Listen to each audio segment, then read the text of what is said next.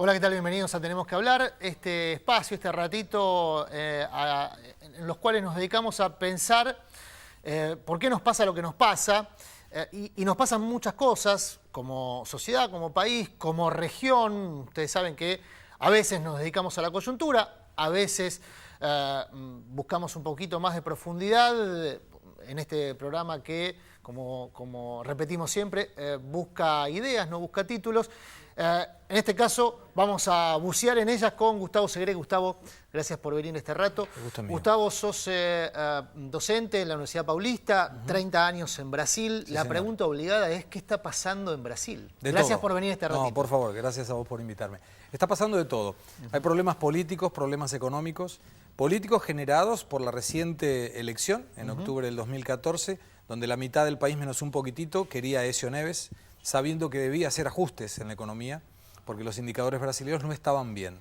Y el 50% más un poquitito elegía a Dilma Rousseff porque no quería hacer ajustes, y cuando la elige en función de una promesa de campaña de no aumentar la tasa de interés, de no aumentar la tarifa eléctrica, de no aumentar la nafta y fundamentalmente de no perder los beneficios sociales que tanto le dio votos al Partido de los Trabajadores. Ocurre que cuando Dilma asume su segundo mandato, lo primero que hace es exactamente lo que dijo que no haría. Aumentó la tasa de interés, aumentó la tarifa eléctrica, aumenta la nafta y le saca beneficios sociales a los trabajadores. Entonces la gente que no la había votado porque quería que el ajuste lo hiciera Aécio, obviamente continúa sin quererla. Es opositora, digamos. Es opositora. Se mantiene en ese plano. Pero el problema es que la gente que la había votado en función de lo que ella dijo que haría y no cumplió, le empezó a restar apoyo.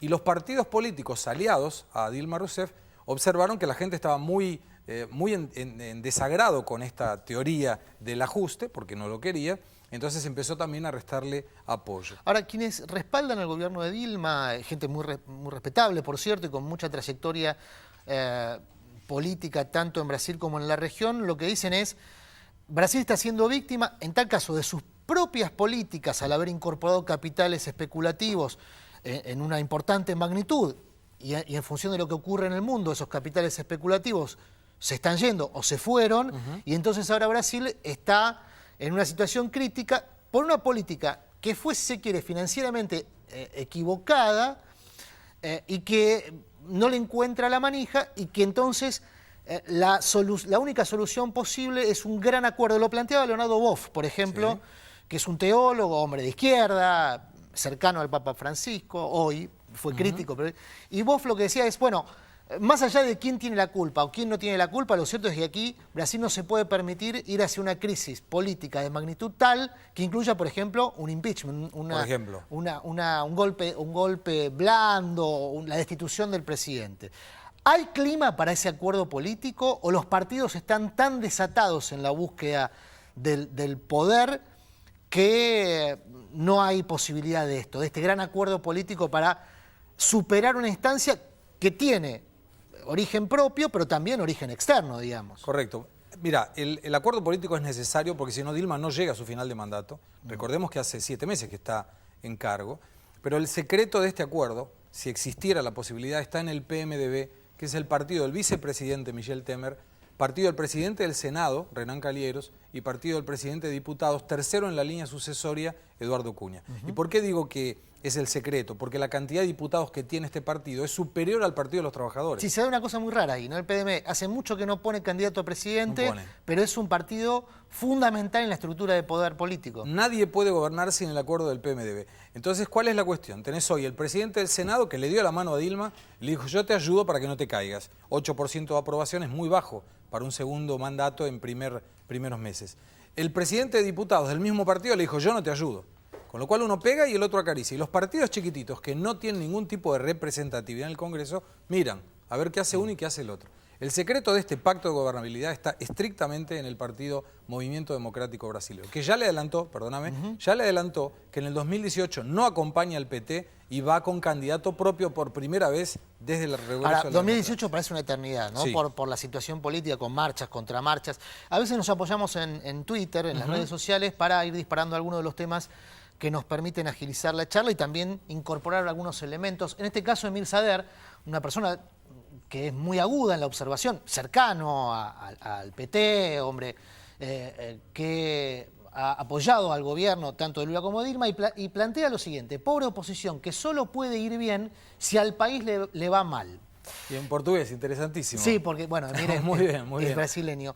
Lo que plantea Mire es algo que se repite en muchos países de la región, sobre todo en países que, como en el caso de la Argentina, está yendo a un proceso electoral, y situaciones similares se dan en otros países de la región. ¿En Brasil está pasando esto también? Tiene razón, porque vos fíjate que si Dilma está haciendo el ajuste que Aécio quería hacer, nada más justo que la oposición diga, viste, es el ajuste que nosotros proponíamos, lo apoyamos. La oposición no lo está apoyando, le está votando en contra, vota con todos estos partidos que no apoyan a Dilma Rousseff para que en la necesidad de un veto, para no tener esa ley que aumente el gasto público, el gasto político sea de Dilma y no de la oposición. Hoy la oposición está especulando con, si Dilma cae, el PMDB tendría, naturalmente, si es solamente Dilma por un problema del Tribunal de Cuentas de la Unión o algún problema de corrupción, Michel Temer, vicepresidente, asumiría y necesitaría el acuerdo del PSDB, hoy la oposición, para poder gobernar. ¿Cuál es el problema para la oposición? Que un partido como el PMDB, con una estructura gigante en el Congreso, podría tener 3 años y un poquitito para mostrar que es una buena opción y ganar la elección del 2018. Ahora, ahí lo que queda pendiente de resolución, o lo que no se sabe es cuál va a ser la reacción popular, porque estamos hablando de acuerdos de cúpula, acuerdos superestructurales, digamos, en caso de necesidad de generar una situación de gobernabilidad, pero la gente también juega y la gente, sobre todo los sectores más populares, como bien decías, apoyó al gobierno de Dilma, hoy observa con estupor y con críticas y con enojo algunos movimientos que ha hecho Dilma en favor de las posturas que tenía la oposición, pero sigue por lo menos consustanciado con lo que es el proyecto del PT. Sí. ¿Qué se puede esperar en términos de reacción popular ante una situación de estas características que estás planteando? Es decir, que la justicia o que el propio poder político parlamentario avance contra una eventual destitución de la presidenta. Mira, hay tres necesidades en los ingredientes para un juicio político por una renuncia. La voluntad popular, expresada con mucho menos fuerza que en otras el domingo pasado, el domingo retrasado, pero fundamentalmente necesitas legalidad jurídica, o sea, tiene que haber algún motivo jurídico que le dé amparo a un impeachment o a una renuncia, y sobre todo 342 diputados sobre 513 que apoyen eso. Y sin el PMDB no se consigue. Entonces volvemos al mismo punto. Hay muy poca gente que hoy apoya a Dilma porque retiró los beneficios que son este amparo del Partido de los Trabajadores. Entonces Dilma tiene que optar. Si agrada a su electorado de base, tiene que desarmar el ajuste y las cuentas públicas van a caer otra vez. Y esto le puede generar a Brasil perder el grado de inversión, por ejemplo, está en el último escalón. Me detengo ahí para Dale. la última pregunta, aprovechando que sos economista y te hemos aprovechado poco en este rol. Porque Brasil entró formalmente en recesión. Sí. Y esto, por supuesto, tiene impacto. Es el principal consumidor e importador de productos que se exportan de la Argentina y también de la región. ¿Cómo impacta en nuestros países? Hablo de la Argentina, pero también en el resto de la región, que tiene en Brasil el principal faro en términos económicos. Que Brasil haya entrado en recesión, ¿cómo nos impacta? En el corto, en el mediano y en el largo plazo, todo en 2 minutos. Y con un real desvalorizado. Y con un real, exacto. El problema de la desvalorización del real genera que el producto brasilero sea más barato para venir a Argentina, con un dólar en atraso, discutiendo o no si corresponde o no.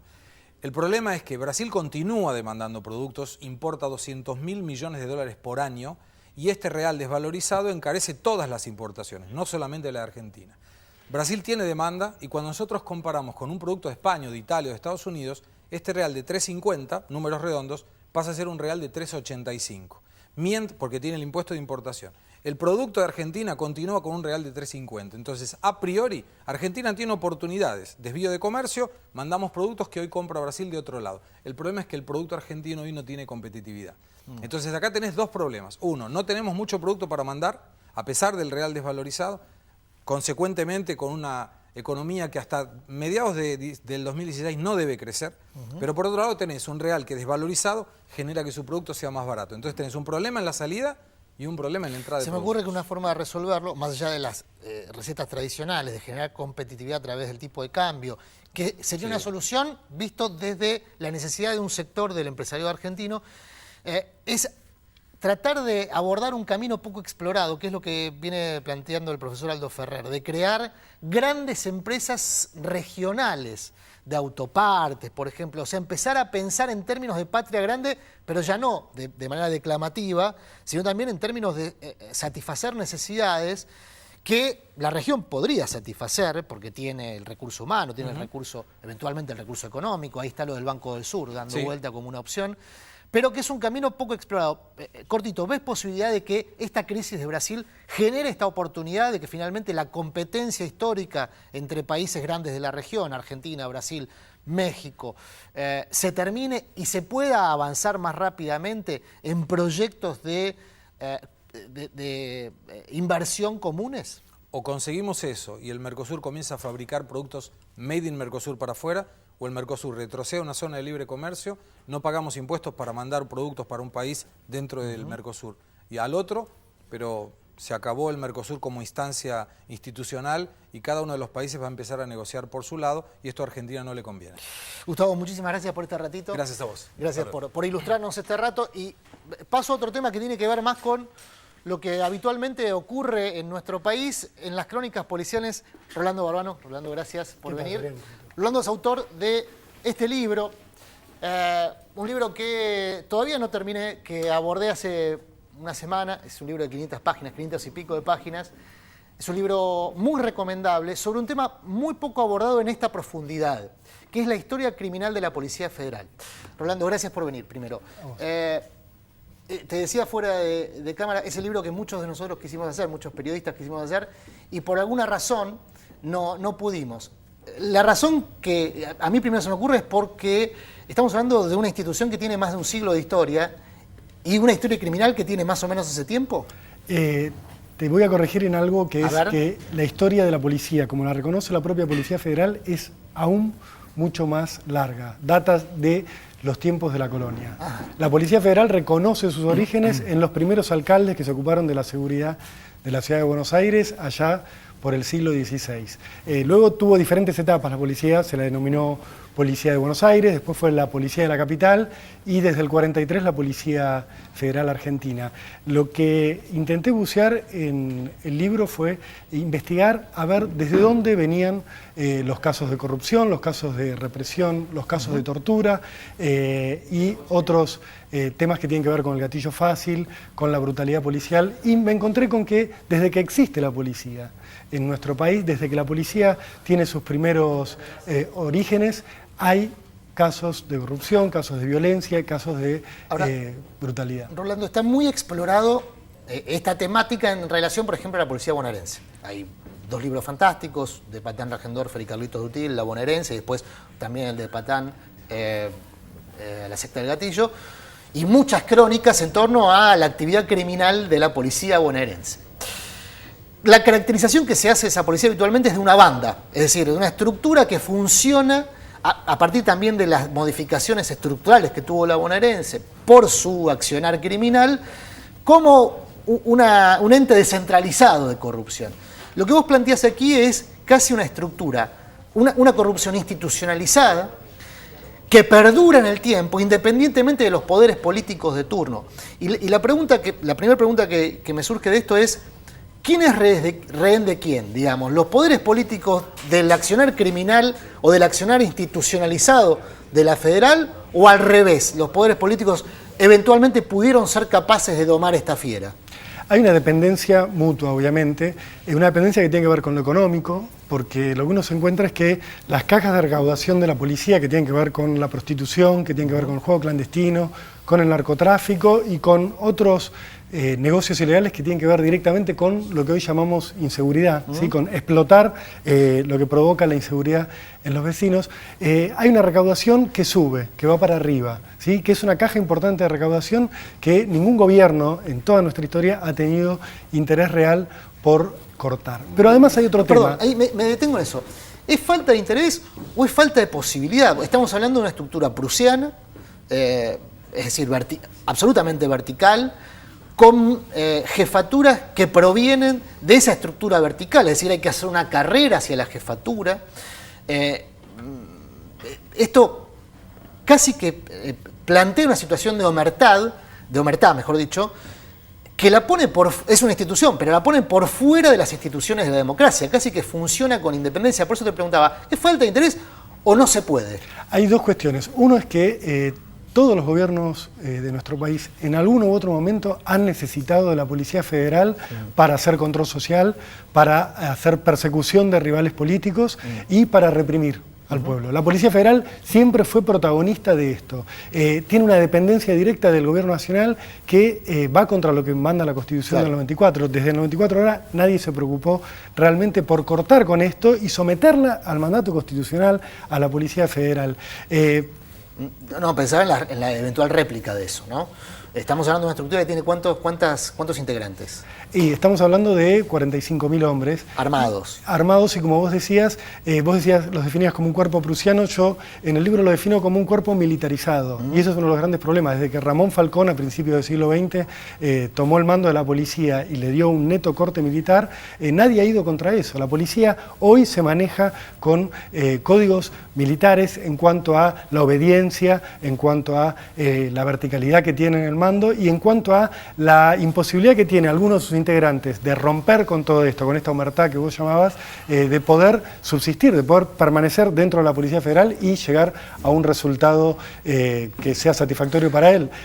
Hay otro problema que es la falta de control civil sobre la policía. O sea, la policía tiene en este momento un cuerpo de asuntos internos que depende de la propia policía. Los propios policías tienen que investigar a los policías corruptos, a los que yo expongo aquí en este libro, y esas investigaciones nunca llegan a nada, salvo que por algún milagro la justicia, que es cómplice de todo esto, un cómplice fundamental a lo largo de la historia para garantizar sobre todo la impunidad, salvo que la justicia decida condenar a algún policía y recién entonces Asuntos Internos dice, bueno, como este policía está condenado por la justicia, nosotros lo vamos a expulsar de la fuerza. Rolando, no me gusta el mal de muchos, porque como bien dice el dicho, es consuelo de tontos, entonces cuando pongo ejemplos internacionales no lo pongo con ese sentido, con el sentido de congraciarnos porque a todo el mundo le pasa. Ahora, es cierto que desde la filmografía, es decir, desde la ficción hasta los ensayos y la documentación internacional exhiben que es un problema global, es decir, que las policías son un problema global en estos puntos, es decir, la corrupción. La respuesta que suele dar la institución policial en el mundo, independientemente, estamos hablando de la Policía Federal, pero digamos, me abro a la institución en general, es, bueno, son manzanas podridas, son malos ejemplos que en todas las instituciones ocurren, en todos lados pasa. ¿Es así o es un sistema que favorece eso? Hay un sistema que favorece un accionar corrupto. Te diría que las excepciones son los loquitos, el loquito que quizás comete algún exceso de gatillo fácil. En general hay una práctica institucionalizada, como te decía al principio, de corrupción, de recaudación, de connivencia con el delito, una forma de pararse ante la sociedad y un camino de recaudación del cual ningún policía se puede abstraer, desde el que está en la comisaría hasta el que está en los roles más elevados. Para no spoilear, que es un término que está de moda, así para no contar el final, me permito alguna apostilla sobre el comienzo, que es la historia del Tractorcito Cabrera, este ladrón, digamos, criminal con muchas variantes en su vida criminal, que se fugó del Departamento Central de Policía y es el iniciador de esta historia. ¿Por qué esa historia de Tractorcito Cabrera inicia esta historia criminal de la Policía Federal? Porque estamos hablando de una fuga, fundamentalmente. Tractorcito Cabrera, que como bien decías es un asaltante de bancos, se fuga del Departamento Central de Policía, que se supone que es el lugar más custodiado de la Ciudad de Buenos Aires. Se supone que ahí no puede pasar nada. Se llevó, en septiembre de 2000, se llevó a 2 magnicidas internacionales, a los asesinos del vicepresidente paraguayo Luis Argaña, caminando por la puerta principal de la calle Moreno 1550. Ahí hubo un poco de todo, y por eso yo tomo esta historia, porque digo que es la historia que puso a la policía en ese lugar del que no se vuelve, que es el ridículo. Por un lado, la alcaidía, donde estaban presos tanto Tractorcito Cabrera como policías acusados de participar en el atentado contra la AMIA, como estos magnicidas, era un club social, donde iban las visitas a dormir la siesta, donde se festejaba el Día del Niño, donde los propios presos salían a sacar la basura a la calle y volvían, iban a comprar cigarrillos hasta la esquina. O sea, había una negligencia muy importante. Pero además la sospecha que surge y que cuento en el libro es necesariamente hubo connivencia rentada. Hubo gente de la policía que recibió dinero a cambio de esa noche disminuir los controles al mínimo posible, posibilitar que Cabrera pudiera salir caminando, cruzar el patio de Las Palmeras e irse como Pancho por su casa y mirar para otro lado. Hubo luego un encubrimiento en cuanto a cómo se recabaron las pruebas. Hubo pruebas que la propia policía ocultó para evitar un papelón aún mayor. Tardaron casi 3 horas los policías en avisarle a la justicia para poder arreglar la escena y disimular las responsabilidades, pero además hubo muchísima impunidad. Ningún policía al final de cuentas resultó condenado por esto, nadie pagó, ninguno de los que eventualmente pudo haber cobrado recibió una sanción, e incluso quien era el jefe de la comisaría sexta, es la que está a cargo de la seguridad en los alrededores del Departamento Central de Policía, llegó con el tiempo a ser el jefe máximo de la seguridad de la Ciudad de Buenos Aires. Rolando, muchísimas gracias por este rato, muchísimas gracias por este libro, que por supuesto una vez más recomendamos, Sangre Azul, Historia Criminal de la Policía Federal. A ustedes gracias por estar allí también, en este segmento semanal en los cuales nos dedicamos a buscar ideas, no necesariamente títulos. Una última postilla: en las últimas horas se conoció la muerte de un militante político, Ariel Velázquez, militante de la Unión Cívica Radical de Jujuy. Hay muchas especulaciones. La democracia exige que la muerte violenta, en este caso murió por disparos de arma de fuego, la muerte violenta de un militante popular, político, militante social, sea rápidamente esclarecida para evitar justamente el uso político, que también es un drama, no solamente en la Argentina, pero estamos hablando puntualmente de la Argentina, para evitar el uso político de una muerte. Por eso es fundamental estar muy encima de este caso y que la justicia resuelva rápidamente qué fue lo que ocurrió con este chico en la provincia de Jujuy. Nos vemos la próxima en Tenemos que hablar. Hasta luego.